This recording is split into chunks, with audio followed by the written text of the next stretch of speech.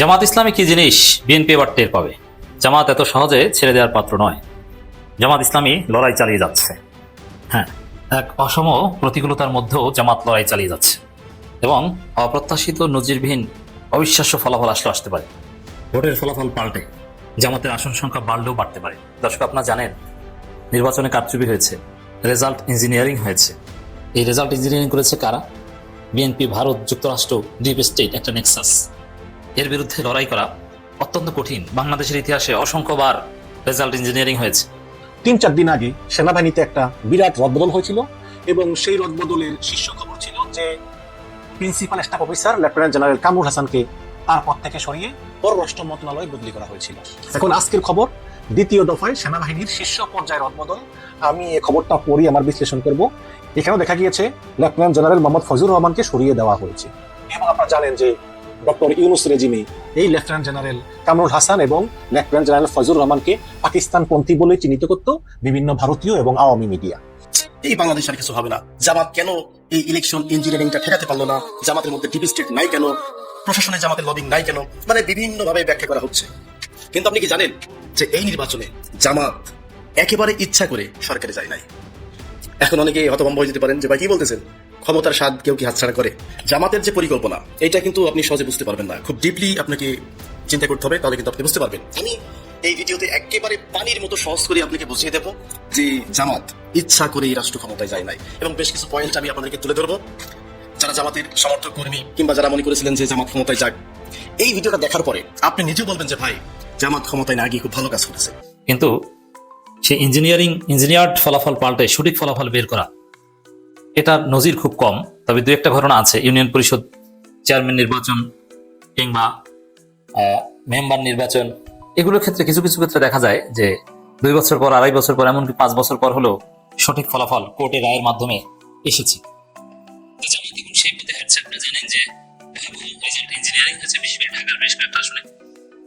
এটা একদম open secret বিষয় যে কিভাবে রেজাল্ট ইঞ্জিনিয়ারিং হয়েছে, ফলাফল পাল্টে দেওয়া হয়েছে, বিএনপি প্রার্থীদেরকে জিতিয়ে দেওয়া হয়েছে, অল্প ব্যবধানে জামাত প্রার্থীদের হারিয়ে দেওয়া হয়েছে এবং জামাত এক্ষেত্রে অনেকটা অসহায় ছিল, প্রতিবাদ করার সুযোগ ছিল না।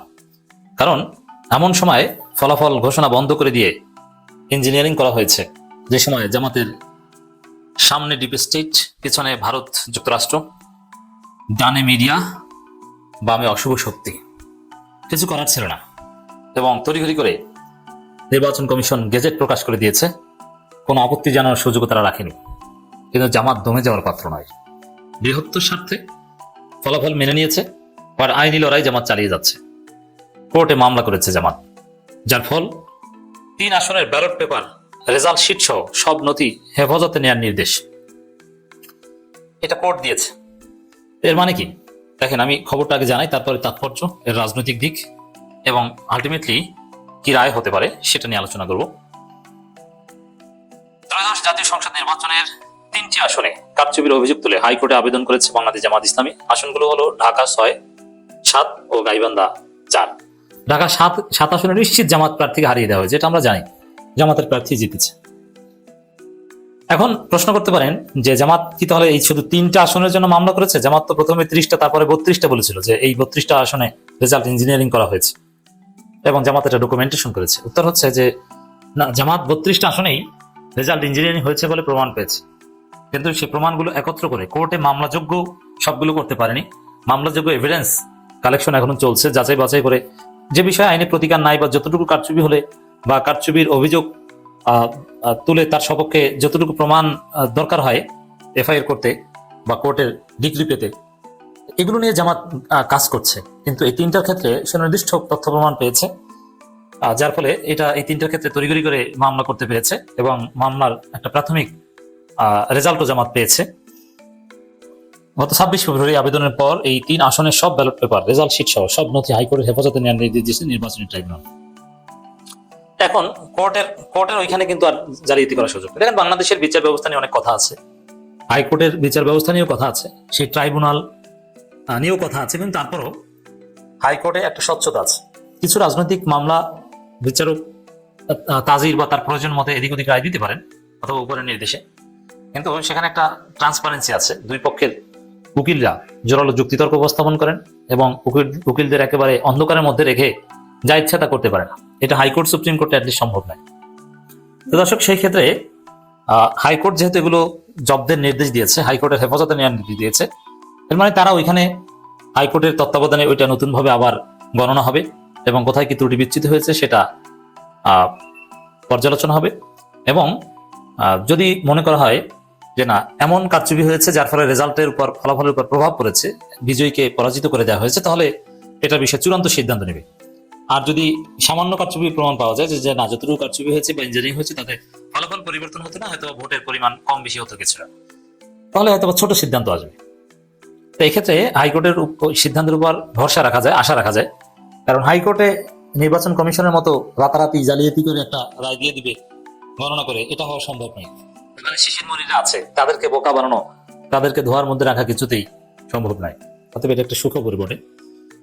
আর হাইকোর্টের এই হেফাজতে নেওয়ার নির্দেশ, ব্যালট পেপার থেকে শুরু করে প্রয়োজনীয় কাগজপত্র, রেজাল্ট শিট, এর মাধ্যমে প্রমাণিত হয় যে কারচুপি হয়েছে। হাইকোর্ট প্রাথমিক প্রমাণ পেয়েছে। প্রাথমিক প্রমাণ পাওয়া ছাড়া, আই রিপিট, আমি একজন আইনের ছাত্র হিসেবে বলছি, প্রাথমিক প্রমাণ পাওয়া ছাড়া, রেজাল্ট ইঞ্জিনিয়ারিং এর প্রাথমিক প্রমাণ পাওয়া ছাড়া সমস্ত কাগজপত্র, ব্যালট পেপার, সিল, এগুলো হাইকোর্টের হেফাজতে নেওয়ার নির্দেশ দিতে পারে না। প্রাথমিক প্রমাণ পাওয়া গেছে ইঞ্জিনিয়ারিং এর, আই রিপিট, রেজাল্ট ইঞ্জিনিয়ারিং এর প্রাথমিক প্রমাণ হাইকোর্ট পেয়েছে বলেই এই নির্দেশ দিয়েছে। এরপরে পরবর্তী কাজের দিকে প্রসিড করবে কোর্ট। যেহেতু প্রাথমিক প্রমাণ পাওয়া গেছে, এতে আমরা ধারণা করতে পারি যে রেজাল্ট পরিবর্তন হতে পারে, ফলাফল পাল্টে জামাতের প্রার্থী বিজয় লাভ করতে পারে, সম্ভাবনা রয়েছে। ঢাকা 7, ঢাকা 6 এবং গাইবান্ধা 4 যথেষ্ট সম্ভাবনা রয়েছে। আর প্রাথমিক প্রমাণ যেহেতু পাওয়া গেছে, বাকি প্রমাণ পাওয়া যায় বলে আমরা আশা করি। এর আগে 19 ফেব্রুয়ারি গণপ্রতিনিধি অধ্যাদেশের গণপঞ্চায়েত ধারা অনুযায়ী নির্বাচনী অনিয়মের বিরুদ্ধে নির্বাচনী আবেদনপত্র শুনানির জন্য হাইকোর্ট নির্বাচনী ট্রাইব্যুনাল গঠন করা হয়। এরপর একই দিন এই সংক্রান্ত বিজ্ঞপ্তি জারি করা হয়। বিচারপতি মোহাম্মদ জাকির হোসেনের নেতৃত্বে একক বেঞ্চ এইসব আবেদনের উপর শুনানি গ্রহণ করবেন। দেখেন, এখানে বিচারক বিএনপি পন্থী আর যে পন্থী হোক, হাইকোর্টে উল্টাপাল্টা করার সুযোগ খুব কম। বিশেষ করে এই ধরনের কেসে একদম ট্রান্সপারেন্সি থাকতে হয়। গণনাটা ওপেন ক্যামেরার সামনে, সবার সামনে হতে হবে। এখানে আর 2 নম্বরই করার কোনো সুযোগ থাকবে না। গত 12 ফেব্রুয়ারি সকাল যে নির্বাচন আছে, সেখানে এগুলোতে জামাত, এছাড়া জামাতের এই শেরপুরের যে আসনটা স্থগিত হয়েছিল, নতুনভাবে শিডিউল ডিক্লেয়ার করা হয়েছে, সেখানেও জামাত প্রার্থী জিততে পারেন। কিন্তু বগুড়ার যে আসনে তারেক রহমান ছেড়ে দিয়েছেন, সেখানে বিএনপি জয়ের সম্ভাবনা বেশি। শেরপুরেরটা জামাত জিততে পারে। এমনিতেই নির্বাচনের পর জামাতের জনপ্রিয়তা আরো বেড়েছে। এবং নির্বাচনে অনিয়ম বা কারচুপির বিরুদ্ধেও জামাত আগের চাইতে সোচ্চার হয়েছে। এই যে হাইকোর্ট প্রাথমিক কারচুপির প্রমাণ পাওয়া হয়েছে, এটার একটা রাজনৈতিক তাৎপর্য রয়েছে। জামাত যে ন্যারেটিভ এস্টাবলিশ করতে চায় যে রেজাল্ট ইঞ্জিনিয়ারিং করে ফলাফল পাল্টে দেওয়া হয়েছে, তো এই ন্যারেটিভের সপক্ষে জামাত একটা বড় দলিল পেল। এখন রেজাল্ট পরিবর্তন না হলেও জামাতের পলিটিক্যাল ন্যারেটিভে এই হাইকোর্টের এই নির্দেশ গুরুত্বপূর্ণ ভ্যালু অ্যাড করবে। 3-4 দিন আগে সেনাবাহিনীতে একটা বিরাট রদবদল হয়েছিল এবং সেই রদবদলের শীর্ষ খবর ছিল যে principal staff officer lieutenant general Kamrul হাসানকে তার পদ থেকে সরিয়ে পররাষ্ট্র মন্ত্রণালয়ে বদলি করা হয়েছিল। এখন আজকের খবর, দ্বিতীয় দফায় সেনাবাহিনীর শীর্ষ পর্যায়ের রদবদল। আমি এই খবরটা পড়ি, আমার বিশ্লেষণ করব। এখানেও দেখা গিয়েছে লেফটেন্যান্ট জেনারেল মোহাম্মদ ফজলুর রহমানকে সরিয়ে দেওয়া হয়েছে। এবং আপনারা জানেন যে ডক্টর ইউনুস রেজিমে এই লেফটেন্যান্ট জেনারেল কামরুল হাসান এবং লেফটেন্যান্ট জেনারেল ফজলুর রহমানকে পাকিস্তানপন্থী বলে চিহ্নিত করত বিভিন্ন ভারতীয় এবং আওয়ামী মিডিয়া। আমি একটু পড়ে শোনাই। চলমান পুনর্বিন্যাসের অংশ হিসাবে বাংলাদেশ সেনাবাহিনীতে 1 সপ্তাহের মধ্যে দ্বিতীয় দফা শীর্ষ পর্যায়ের রদবদল হয়েছে। বৃহস্পতিবার সেনা সদর থেকে তথ্য মতে এটা জানা যায়। তথ্য অনুযায়ী লেফটেন্যান্ট জেনারেল মোহাম্মদ শাহিনুল হককে কোয়ার্টার মাস্টার জেনারেল বা কিউএমজি করা হয়েছে। আগে এই কোয়ার্টার মাস্টার জেনারেল ছিলেন লেফটেন্যান্ট জেনারেল মোহাম্মদ ফজলুর রহমান। 19 পদাতিক ডিভিশনের জিওসি মেজর জেনারেল হোসেন আল মোর্শেদকে অ্যাডজুটেন্ট জেনারেল করা হয়েছে। Major general MD Hakimuzzaman mister commandant এবং মেজর জেনারেল এমডি নাসিম পারভেজকে পররাষ্ট্র মন্ত্রণালয়ে বদলি করা হয়েছে। এবং কোয়ার্টার মাস্টার জেনারেলের মতো গুরুত্বপূর্ণ পদ থেকে সরিয়ে লেফটেন্যান্ট জেনারেল মোহাম্মদ ফজলুর রহমানকে জাতীয় প্রতিরক্ষা কলেজের কমান্ডেন্ট করা হয়েছে। মানে পদ থেকে সরিয়ে দেওয়া হয়েছে। সেনাবাহিনীতে কিন্তু কিছু পদ খুব গুরুত্বপূর্ণ, যেমন সেনাপ্রধান, তারপরে principal staff officer, quarter master general এবং চিফ অফ আর্মি স্টাফ। তো এগুলো খুবই গুরুত্বপূর্ণ। তো এর আগে এই প্রিন্সিপাল স্টাফ অফিসার থেকে সরিয়ে দেওয়া হলো লেফটেন্যান্ট জেনারেল কামরুল হাসানকে এবং আজকে সরিয়ে দেওয়া হলো লেফটেন্যান্ট জেনারেল ফয়জুর রহমানকে কোয়ার্টার মাস্টার জেনারেলের পদ থেকে। এবং প্রশ্ন হচ্ছে যে আসলে এগুলো কেন করা হয়েছে? তারেক রহমান সরকার কিসের প্রভাবে এগুলো করতেছে? একটা সময় ছিল যখন ইউনূস সরকারের সময় কিন্তু সেনাবাহিনীর উপর ইউনূস সরকারের কোনো প্রভাব ছিল না। সেনাবাহিনীর প্রধান নিজের ইচ্ছা মতো অনেক কিছু করতেন, কিন্তু যেহেতু এখন একটা নির্বাচিত সরকার, এখন কিন্তু সেনাপ্রধান ইচ্ছা করলে কিছু করতে পারেন না। এবং এই যে এই সকল বদলি, তারপরে পদোন্নতি, এগুলো সবকিছু কিন্তু তারেক রহমান সরকারের আদেশেই হচ্ছে বা তার ইচ্ছা অনুসারে হচ্ছে, এতে কোনো সন্দেহ নেই। সুতরাং এই যে এগুলো হলো, পাকিস্তানপন্থী বলে পরিচিত লেফটেন্যান্ট জেনারেল কামরুল হাসান এবং লেফটেন্যান্ট জেনারেল ফয়জুর রহমান এদেরকে অপেক্ষাকৃত কম গুরুত্বপূর্ণ পদে দেওয়া হলো। মাত্র এক সপ্তাহ আগে লেফটেন্যান্ট জেনারেল কামরুল হাসানকে প্রিন্সিপাল স্টাফ অফিসার থেকে পরিবর্তন করা হলো এবং নতুন প্রিন্সিপাল স্টাফ অফিসার হলেন lieutenant general M Mainur Rahman. এবং ধারণা করা হয় যে পরবর্তী সেনাপ্রধান হয়তো এম মাইনুর রহমানই হতে পারেন, যদি তিনি সরকারের কথা মতো সব কাজকর্ম করেন। এবং লেফটেন্যান্ট জেনারেল কামরুল হাসানকে বদলি করা হলো পররাষ্ট্র মন্ত্রণালয়ে। শুনতে কিন্তু অনেক ভালো শোনা যায়, কিন্তু পররাষ্ট্র মন্ত্রণালয় একটা ডাম্পিং পোস্ট, মানে যাকে সেনাবাহিনীর ভিতরে আর রাখা দরকার নাই, সেনাবাহিনীর ভিতরে নাক গলানো দরকার নাই, তাকে পাঠানো হয় ওই পররাষ্ট্র মন্ত্রণালয়ে। এবং এই যে quartermaster general QMG lieutenant general Faizur Rahman, তাকে পাঠানো হলো প্রতিরক্ষা কলেজের কমান্ড্যান্ট পদে। কম গুরুত্বপূর্ণ পোস্টে তাকে পদায়ন করা হলো। আপনারা জানেন যে ডক্টর ইউনূসের বলে প্রায় 13 বছর পরে বাংলাদেশ সফরে এসেছিলেন পাকিস্তানের পররাষ্ট্রমন্ত্রী ইসাকদার। এবং এরপর থেকেই মূলত পাকিস্তান সরকারের ইচ্ছা এবং ইউনূস সরকারের ইচ্ছা কিন্তু দুই দেশের সম্পর্ক উন্নতি লাভ করে এবং প্রতিরক্ষা নীতিতেও দুই দেশ পারস্পরিক সহযোগিতা বিনিময়ের ক্ষেত্রে ইচ্ছা পোষণ করেন। আপনারা জানেন যে শেখ হাসিনা পালিয়ে যাওয়ার পরে পাকিস্তানের প্রধানমন্ত্রী শাহবাজ শরীফ তিনি ডক্টর ইউনূসের সঙ্গে কিন্তু একাধিক বৈঠক করেছেন। এবং গত বছরের জানুয়ারি মাসে, মানে এখন থেকে 1 বছর 1 মাস আগে, বাংলাদেশ সেনাবাহিনীর তৎকালীন principal staff officer lieutenant general Kamrul Hasan তিনি সরাসরি পাকিস্তানে গিয়ে সাক্ষাৎ করেছেন পাকিস্তানের সেনাপ্রধান ফিল্ড মার্শাল আসিফ মনিরের সঙ্গে, যেটা কিন্তু ভারত ভালোভাবে নেয়নি। ঠিক এর পরের মাসেই ফেব্রুয়ারিতে পাকিস্তান সফরে যান নৌবাহিনীর প্রধান মোহাম্মদ নাজমুল হাসান, যদিও তিনি এখনো শপথ অধিষ্ঠিত, বাট কদিন থাকেন আমি জানি না। এরপরে এপ্রিল মাসেই পাকিস্তানের পররাষ্ট্র সচিব আমেনা বেলুচ তিনি আবার ঢাকা সফরে আসেন। এরপর মে মাসে পাকিস্তান ভারত যুদ্ধ শুরু হলে পাকিস্তানের পররাষ্ট্রমন্ত্রী ইসাকদারের ঢাকা সফর পিছিয়ে যায়। তবে জুলাইয়ে পাকিস্তানের স্বরাষ্ট্রমন্ত্রী মোহসেন নকভি তিনি আবার ঢাকা সফর করেন। সেই বছরই আগস্ট মাসে ইসাকদার তিনি ঢাকা সফরে আসেন এবং পাকিস্তানের পররাষ্ট্রমন্ত্রী যে মুহূর্তে ঢাকা সফরে এলেন, ঠিক সেই মুহূর্তে আবার পাকিস্তান সফরে গিয়েছেন বাংলাদেশ সেনাবাহিনীর কোয়ার্টার মাস্টার জেনারেল, যাকে আজকের পর থেকে সরিয়ে দেওয়া হলো, lieutenant general Faizur Rahman. Lieutenant general Faizur Rahman পাকিস্তানে গিয়ে তিনি পাকিস্তান সেনাবাহিনীর জয়েন্ট চিফস কমিটির চেয়ারম্যান জেনারেল শাহিন শামশাদ মির্জার সঙ্গে একান্ত বৈঠক করেন। এই সব বৈঠকগুলো নিয়ে কিন্তু দেশে বিদেশে সেই সময় অনেক আলোচনা হয়েছে, বিশেষ করে আওয়ামীপন্থী মিডিয়া এবং ভারতীয় মিডিয়া। তারা এই লেফটেন্যান্ট জেনারেল কামরুল হাসান এবং লেফটেন্যান্ট জেনারেল ফয়জুর রহমানকে পাকিস্তানের চর বলে উল্লেখ করেছেন এবং তারা বলতেছেন এই দুই লেফটেন্যান্ট জেনারেল তারা জামাতপন্থী। এবং আপনারা অবশ্যই জানেন যে লেফটেন্যান্ট জেনারেল কামরুল হাসান তিনি ডক্টর ইউনূস রাস্তাভাজন ছিলেন এবং একটা গুঞ্জন ছিল যে জেনারেল ওয়াকারুজ্জামানকে সরিয়ে লেফটেন্যান্ট জেনারেল কামরুল হাসানকে আসলে সেনাবাহিনীর প্রধান বানানো হবে, কারণ জেনারেল ওয়াকারের প্রতি বিভিন্ন কারণে ডক্টর ইউনূস অত্যন্ত বিরক্ত ছিলেন। কারণ জেনারেল ওয়াকারুজ্জামান তিনি চাইতেন দ্রুত নির্বাচন দিয়ে এই সরকার সরে যাক এবং জেনারেল ওয়াকার চাইতেন যে সেনাবাহিনীর যে অভিযুক্ত সেনা অফিসার তাদের বিচারটা আসলে সেনায় হোক। এই সমস্ত বিভিন্ন বিষয় নিয়ে ডক্টর ইউনূস তার নিরাপত্তা উপদেষ্টা খলিলুর রহমান, চিফ প্রসিকিউটর তাজুল ইসলামের সঙ্গে এই সেনাবাহিনীর প্রধানের একটা মনস্তাত্ত্বিক দ্বন্দ্ব চলছিল। এখন ইউনূস সরকার আর নাই, খলিলুর রহমান এখন আবার জেনারেল ওয়াকারের কাছের লোক, বিএনপির কাছের লোক, তো এখন তো এরকম নাই। এই পরিবর্তিত পরিস্থিতি আসলে লেফটেন্যান্ট জেনারেল কামরুল হাসান তিনি একা হয়ে গিয়েছেন, যে তিনি ছিলেন ডক্টর ইউনূসের কাছের লোক। ডক্টর ইউনূস জেনারেল ওয়াকারকে সেনাবাহিনী প্রধান থেকে সরিয়ে এই লেফটেন্যান্ট জেনারেল কামরুল হাসানকে সেনাবাহিনী প্রধান করতে চেয়েছিলেন, সেই সময় তো আর নাই। এখন নতুন সরকার আসার পরে বেকায়দায় পড়েছেন এই লেফটেন্যান্ট জেনারেল কামরুল হাসান, যাকে একসময় পরবর্তী সেনা প্রধান বলে মনে করা হতো, তাকে বদলি করা হলো পররাষ্ট্র মন্ত্রণালয়। এবার আসি আরেক পাকিস্তানপন্থী লেফটেন্যান্ট জেনারেল, মানে মূলত পাকিস্তানপন্থী লেফটেন্যান্ট জেনারেল ফয়জুর রহমান। আমরা তো বলি ভাই বাংলাদেশপন্থী, কিন্তু পাকিস্তানপন্থী বলে আওয়ামী মিডিয়া এবং ভারতীয় মিডিয়া। তো এই লেফটেন্যান্ট জেনারেল ফয়জুর রহমানকে নিয়ে কিন্তু অনেক কানাঘুষা আছে। আমি শুধু একটু আপনাদেরকে একটা মানে ভারতীয় একটা মিডিয়ার কিছু একটা খবর আপনাকে দেখাই, তাহলে আপনি বুঝবেন। বর্তমান এটা কলকাতার একটা সংবাদ মাধ্যম, তো এখানে লিখেছে বাংলাদেশ সেনাবাহিনীর অভ্যন্তরে বিদ্রোহের ছক করেছিলেন আইএসআই ঘনিষ্ঠ অফিসার। সেনাবাহিনীর পদ থেকে জেনারেল ওয়াকারুজ্জামানকে সরিয়ে দেশের ক্ষমতা দখলই ছিল তার লক্ষ্য এবং এই চক্রান্তে দোসর ছিল জামাত ইসলামী, যারা কিনা মুক্তিযুদ্ধ বিরোধী অপশক্তি। কিন্তু সেই খবর ফাঁস হয়ে যাওয়ার পরে অভিযুক্ত লেফটেন্যান্ট জেনারেল ফয়জুর রহমানকে ইতিমধ্যে নজরবন্দি করা হয়েছে। খবরে প্রকাশ সেনা মহলে লেফটেন্যান্ট জেনারেল ফয়জুর রহমান একজন পাকিস্তানি সমর্থক অফিসার হিসেবে পরিচিত, পাশাপাশি জামাত ইসলামের সঙ্গেও রয়েছে তার সখ্য। জানা গিয়েছে চলতি মাসের প্রথম সপ্তাহে গুরুত্বপূর্ণ ডিভিশনাল কমান্ডারদের বৈঠকের জন্য ডেকেছিলেন লেফটেন্যান্ট জেনারেল ফয়জুর রহমান, কিন্তু এই বৈঠকের কথা গোপন করা হয়। কিন্তু গোপন সূত্রে সেই খবর জেনে যান সেনাপ্রধান জেনারেল ওয়াকারুজ্জামানের সচিবালয়। সঙ্গে সঙ্গে সেখান থেকে সতর্ক বার্তা পাঠানো হয় যে শীর্ষ সেনা অফিসাররা যাতে এই বৈঠকে অংশগ্রহণ না করে, এবং তাতেই পরিকল্পনা ভেস্তে যায় লেফটেন্যান্ট জেনারেল ফয়জুর রহমানের।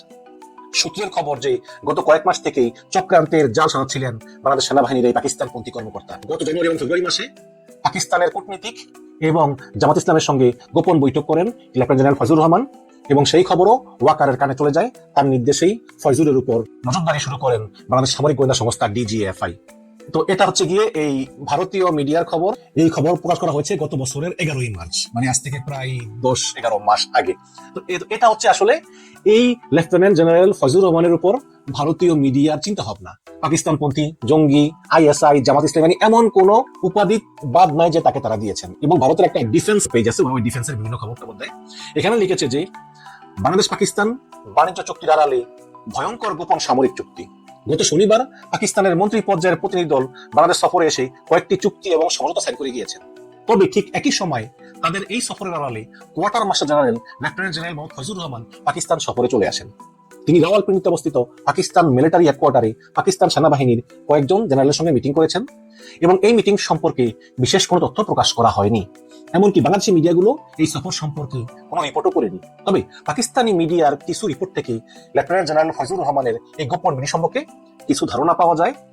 সেখানে বলা হয়েছে বাংলাদেশ বিমান বাহিনী তাদের মিলিটারি টেকনিশিয়ানদেরকে উন্নত প্রশিক্ষণ এবং বাস্তব অভিজ্ঞতা অর্জনের জন্য পাকিস্তান পাঠাবে এবং বাংলাদেশি টেকনিশিয়ানদের প্রথম দল এই বছরের শেষের দিকে পাকিস্তান সফরের প্রস্তুতি গ্রহণ করেছে।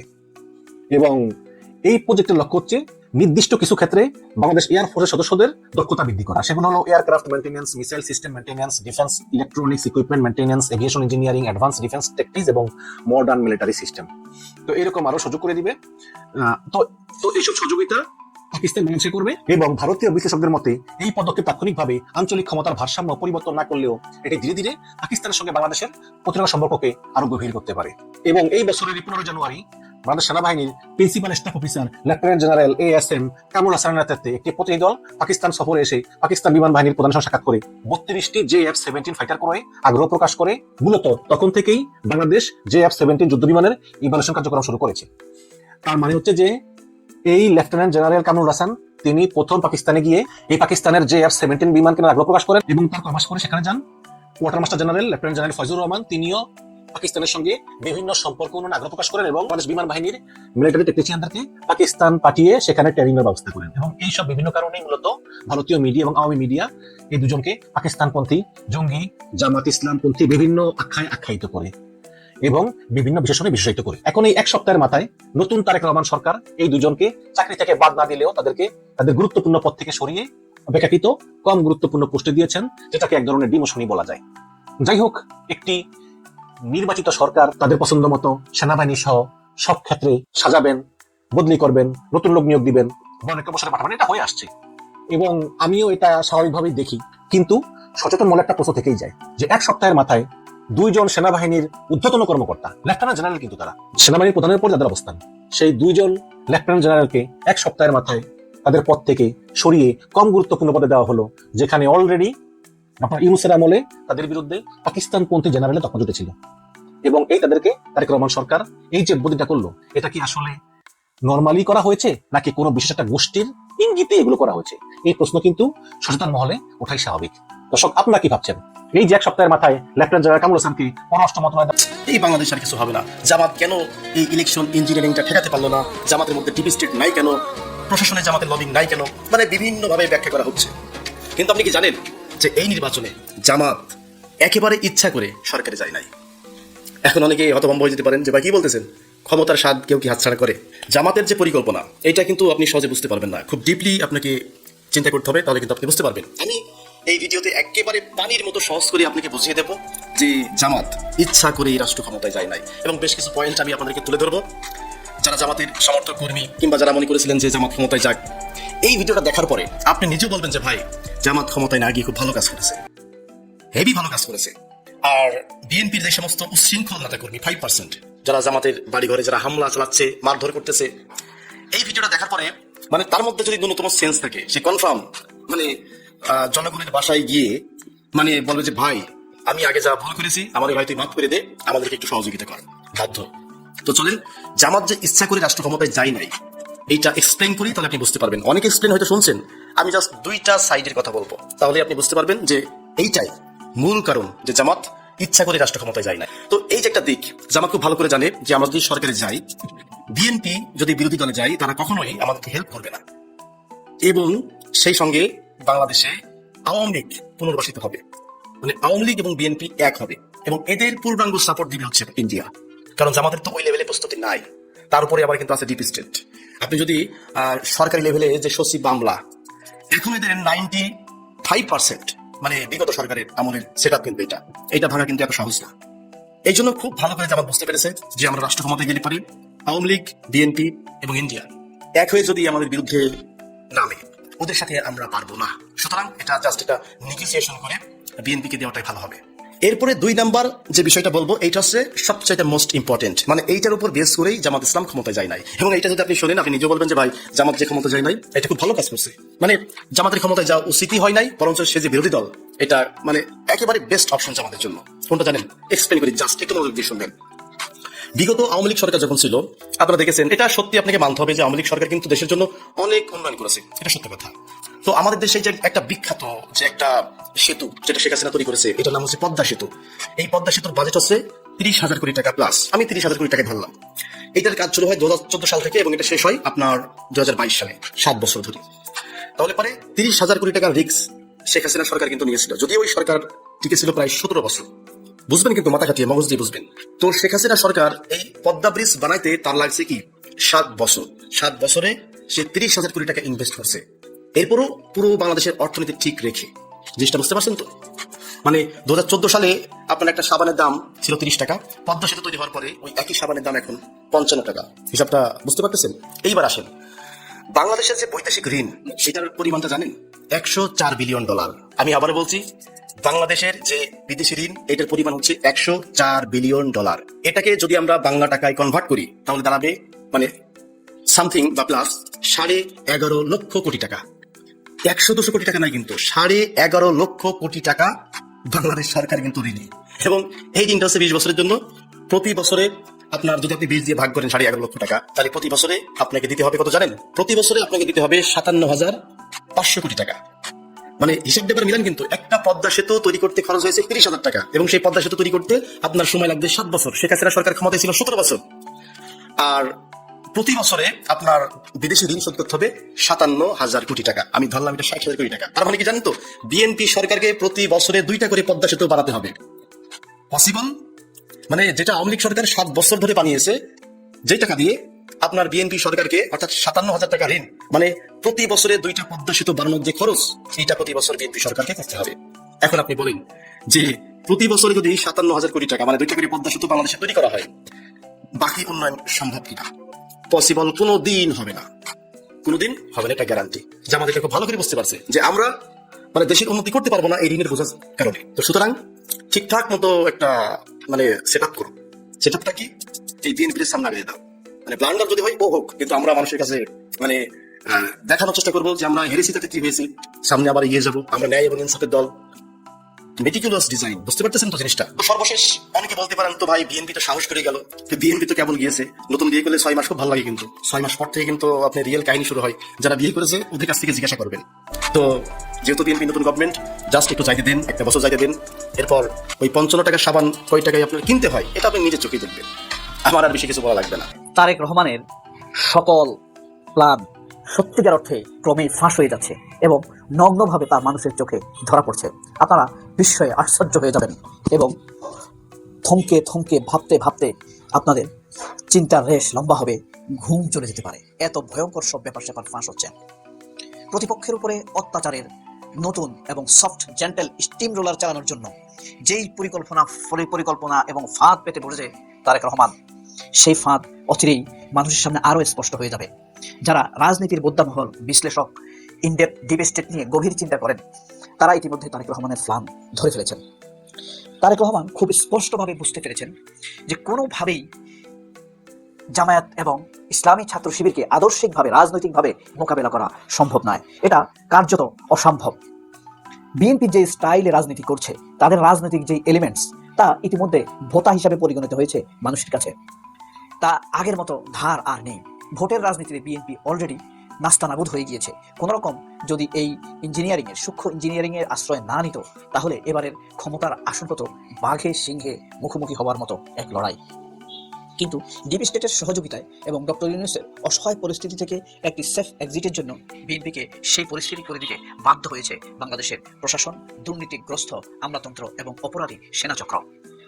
এই পরিস্থিতিতে সেই তারেক রহমানের গোপন এজেন্ডাটা কি? আপনারা খুব ভালো করেই জানেন প্রতিপক্ষকে মোকাবেলার 1 নম্বর হাতিয়ার হিসাবে নির্যাতন, নিপীড়ন, অত্যাচার, হত্যা, গুমকে ব্যবহার করে আসছে ক্ষমতাসীন দলগুলো।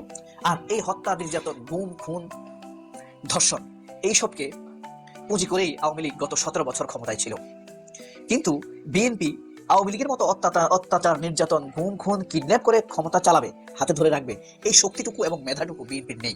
তাছাড়া আওয়ামী লীগ যেভাবে মিডিয়া, আমলাতন্ত্র, প্রশাসন, সেনাতন্ত্র এবং পুলিশের অপরাধী চক্রের সমর্থন পেয়েছে, বিএনপি সেভাবে পাবে না। কারণ বিএনপিকে সহযোগিতা করতে গিয়ে আদতে তারা আওয়ামী লীগকে পুনর্বাসন করে ফেলবে। তাই বিএনপি এমন এক পরিকল্পনা হাতে নিয়েছে যে আওয়ামী লীগকে তারা দেশে আসতে দিবে।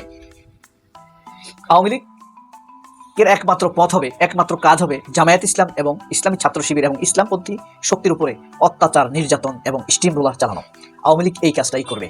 এই শর্তে বিএনপি এবং আওয়ামী লীগের দিক থেকে শর্ত হলো তারা রিলেভেন্ট হবে বাংলাদেশে, আর বিএনপির দিক থেকে শর্ত হলো তোমরা জামায়াত এবং শিবিরের উপরে দমিয়ে, চাপিয়ে এবং দাবায়ে রাখা যায় যতটুকু সেটুকু করবা।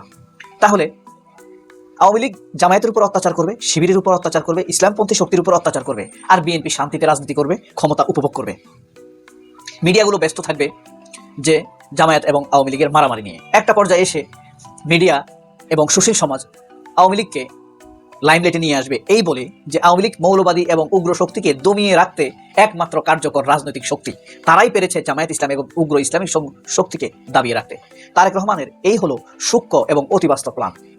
এখানে সন্দেহ রাখার বিন্দুমাত্র কোনো অবকাশ নেই। তারেক রহমানের ওই যে লন্ডন থেকে আসতে দেরি হয়েছে, দেশে আসতে তিনি স্বাধীন নয়, তিনি আসলে তখন নেগোসিয়েশন করছিলেন ওই স্বৈর শাসক, খুনি, অত্যাচারী, ফ্যাসিবাদী শক্তির সাথে তিনি নেগোসিয়েশন করছিলেন। রাষ্ট্রপতি জনাব শাহাবুদ্দিন চুপ্পুর বিরুদ্ধে জামাত ইসলামীর রাজনীতিতে এক প্রকার তোলপাড় সৃষ্টি হয়েছে। জামাত ইসলামী রাষ্ট্রপতি শাহাবুদ্দিন চুপ্পুর বিরুদ্ধে সোচ্চার হয়েছে কঠোর অবস্থানে। জামাত যে সিদ্ধান্ত নিয়েছে, যে অবস্থান নিচ্ছে, তাতে চুপ্পুকে বিএনপি সরকার সরিয়ে দিতে বাধ্য হবে অথবা জামাত তাকে সরিয়ে দিতে বাধ্য করবে। পার্লামেন্ট শুরু হলে রাষ্ট্রপতি চুপ্পুর বিরুদ্ধে জামাত ইসলামী কঠিন অবস্থান গ্রহণ করবে। জামাত ইজ ভেরি সিরিয়াস এগেনস্ট রাষ্ট্রপতি শাহাবুদ্দিন চুপ্পু, বিকজ এখানে একটা সূক্ষ্ম রাজনীতি রয়েছে। চুপ্পু বহাল তবিয়তে থাকলে শেখ হাসিনা ক্ষমা পেয়ে রাজনীতি পুনর্বাসন হতে পারে। শেখ হাসিনা কিসের ফাঁসি টেসি? সহজভাবে বোঝেন, শেখ হাসিনা যদি এখন দেশে আসলেই তার ফাঁসির সময় হয়ে যাবে, কারণ আপিল করার সুযোগ নাই। জাস্ট একটা সুযোগ পাবেন, ডেথ রেফারেন্স জারি করার পর জাস্ট একটা সুযোগ, রিভিউ টিভিউ এগুলোর সুযোগ নাই। রাষ্ট্রপতির কাছে প্রাণ ভিক্ষা চাওয়ার সুযোগ পাবেন। চুপ্পুর কাছে প্রাণ ভিক্ষা চাইলে কি শেখ হাসিনা প্রাণ ভিক্ষা দিবেন না? কতবার দিবেন? শেখ হাসিনা আওয়ামী লীগের যে চাইবে তাকে প্রাণ ভিক্ষা দিবে। বিষয়টা কতটা সিরিয়াস দেখছেন? তো Jamaat is also serious against president Shahabuddin Chuppu. তো জামাত ইসলামী প্রথমে আমিরে জামাত শাহাবুদ্দিন চুপ্পুর বিরুদ্ধে বক্তব্য দিয়ে একটা রহস্য রেখে দিয়েছেন, যার অর্থ যে শাহাবুদ্দিন চুপ্পু অনেক কিছু গোপন করেছেন। এখন কি গোপন করেছে এটা জামাত জানে, যার ফলে জামাতকে এটা বলতে হবে যে আপনারা বলেন তাহলে। এবং পার্লামেন্ট শুরু হলে আমিরে জামাত বা জামাতের সংসদ সদস্যরা সেটা বলবেন, আমিরে জামাত নিজে ঘটনার সাক্ষী তিনি বলবেন। এবং চুপ্পুর যে আচরণ, যে বক্তব্যগুলো, এগুলোকে জামাত অগ্রহণযোগ্য বলেছে আমিরে জামাত। এখন অগ্রহণযোগ্য আচরণ করে তো সে প্রেসিডেন্ট পদে থাকতে পারে না। এরপরে এখন জামাত আনুষ্ঠানিকভাবে বিবৃতি দিয়ে শাহাবুদ্দিন চুপ্পুর বিরুদ্ধে শপথ লঙ্ঘনের অভিযোগ এনেছে। এখন কোন একটা দেশের মহামান্য রাষ্ট্রপতি যদি শপথ লঙ্ঘন করে, সেই পদে তিনি থাকতে পারেন না। তো জামাত এবং আসলে শপথ লঙ্ঘন করেছে। শাহাবুদ্দিন চুপ্পুর বিরুদ্ধে শপথ লঙ্ঘনের অভিযোগ এনে জামাত কার্যত চুপ্পুকে সরিয়ে দিতে চাচ্ছে। তো জামাতের কারণে হয়তো চুপ্পুকে বিদায় দিতে হবে। এতে বেশ কিছু লাভ আছে, যে চুপ্পুকে সরানোর ক্রেডিট জামাত পাবে, জামাত হিরো হবে জাতির কাছে, জুলাই প্রজন্মের কাছে। এবং অভিশংসনের বিলও জামাত হয়তো উত্থাপন করতে পারে সংসদে। আর সেই বিলে যদি বিএনপি সম্মতি না দেয়, তাহলে জাতির কাছে বিএনপি ভিলেন হবে, যে বিএনপি চুপ্পুকে সরানোর জন্য যে অভিশংসন ইমপিচমেন্ট বিল, তাতে তারা রাজি হয়নি। এর মানে কি? তাহলে কি দাঁড়ালো? যে এই চুপ্পু গণহত্যাকারী দোসর চুপ্পু, শেখ হাসিনার দোসর, ভারতের দালাল, মহামান্য রাষ্ট্রপতি চুপ্পু। এর জন্য বিএনপির এত দরদ কেন? তাহলে বিএনপি কি? বিএনপি কি আসলে বিএনপি না বিএনপি ভারপ্রাপ্ত আওয়ামী লীগ? বিএনপি কি ভারতের দালাল নাকি? এই প্রশ্নগুলো জোরালোভাবে সামনে আসবে। তো দর্শক, জামাতের বিবৃতি, সাক্ষাৎকারে গোপন বিষয় প্রকাশ করে শপথ ভেঙেছেন রাষ্ট্রপতি। জামাত ইসলামী এই দাবি করেছে। কারণ এটা ইমপিচমেন্টের গ্রাউন্ড, এটা বুঝতে পারছেন। আর বিএনপির অবশ্যই বিএনপির জন্য এটা মিনিমাম একটা আউটফিট, যে চুপ্পুকে সরিয়ে দিতে তাদের রাজি হতে হবে। এখন যেহেতু সবকিছু ঠিক হয়েছে বিএনপির ভাষায়, পার্লামেন্ট টাইম হয়েছে, তো সংসদের প্রথম অধিবেশনের পরেই তাকে সরিয়ে দেওয়ার বিষয় আসবে। এখন চুপ্পু পদত্যাগ করতে চাইবেন না, কারণ ওই যে শেখ হাসিনা আওয়ামী লীগের ভারতের প্ল্যান আছে, শেখ হাসিনা ফিরলে তাকে এয়ারপোর্ট থেকে গ্রেপ্তার করা হবে, তারপরে জেলে যাবেন, তারপরে প্রাণ ভিক্ষার আবেদন করবেন, মুক্তি পাবেন। এরকম প্ল্যান আছে, যার ফলে 2028 সাল পর্যন্ত থাকার একটা আগ্রহ প্রকাশ করেছেন শাহাবুদ্দিন চুপ্পু। আর এটা জামাত হতে দিবে না। এই শপথ লঙ্ঘনের রাজনৈতিক অভিযোগ এখন আনলো, পার্লামেন্ট শুরু হলে শপথ লঙ্ঘনের অভিযোগ এনে ইমপিচমেন্ট বিল উত্থাপন করবে, তারপরে খেলা জমবে, তো জামাত হিরো হবে। ইতিহাসের পাতায় অবিস্মরণীয় হয়ে থাকবে জামাত। জামাত কিভাবে একজন রাষ্ট্রপতিকে জয় বাংলা করে দিয়েছে। যেমন আওয়ামী লীগ ভারতের বিরাট ষড়যন্ত্র, যেমন শেখ হাসিনা এত হত্তা করেছে, এত গণহত্যা, 162 জন শিশু হত্যা, এগুলো বিচার হবে না। শেখ হাসিনা মুক্ত